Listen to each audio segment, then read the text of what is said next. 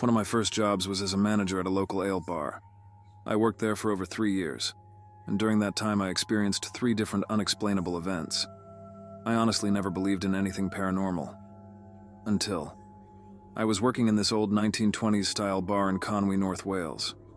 The landlord of the bar, Steve, and his husband, Toby, were going on holiday and asked me to look after their lovely black Labrador named Dell, which means pretty in Welsh, while they were away. Dell was honestly the sweetest dog with the most gentle temperament, making her very easy to look after. However, there was a problem. I was living with my parents at the time, and my father was allergic to dogs, so I had to stay in their flat, which was above the bar. You could access the flat through a heavy door with a frosted stained glass window facing the main entrance of the pub. From there, you would take 2 sets of stairs up to the flat above. Since the flat was separated by just one door, when the bar was busy, the noise upstairs was unbearable. One night, after finishing a busy Saturday shift, I said goodnight to all the staff, switched off all the lights, and headed upstairs with Dell. We relaxed on the couch, watched TV for a while, and then went to bed around 1 a.m. Dell, being an extremely needy dog, slept on the end of the bed curled up in a ball. I was abruptly awakened by Dell's loud whining and growling.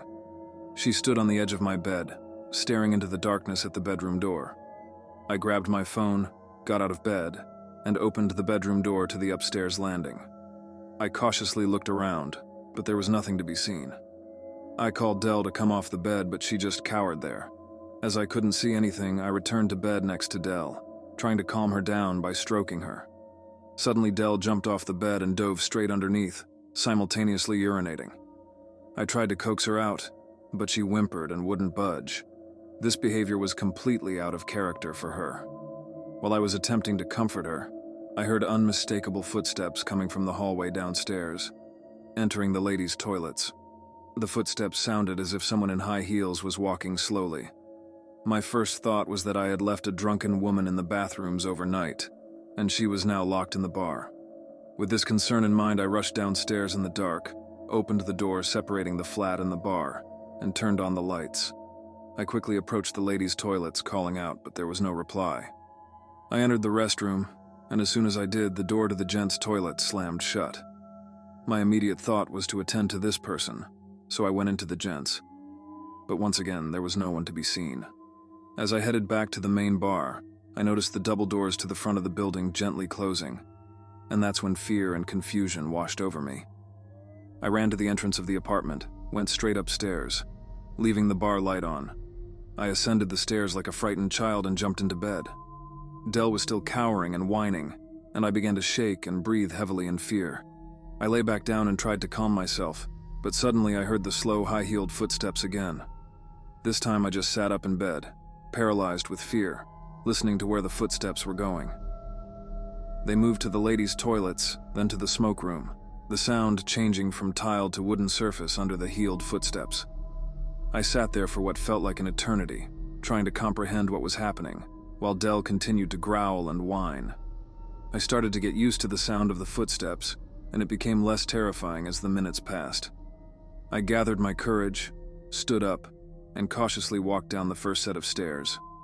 I stood at the top of the second set, staring at the door with the frosted stained glass window, while the footsteps moved through the bar.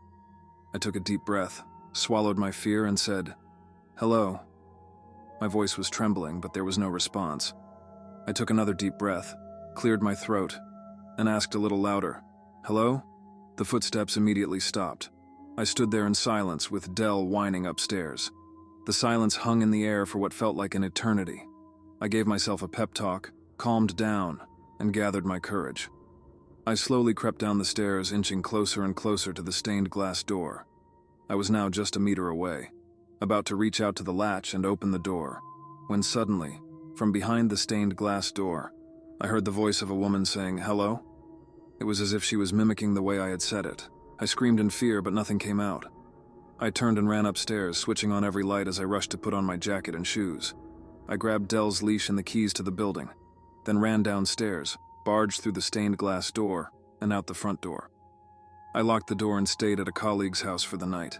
After a sleepless night recounting the events to my colleague, I went back to the bar around 9 a.m. There was a heavy feeling of dread as I entered the pub, and I decided never to stay there alone again. I had never believed in anything paranormal before this experience, but after that night, I don't know what to think.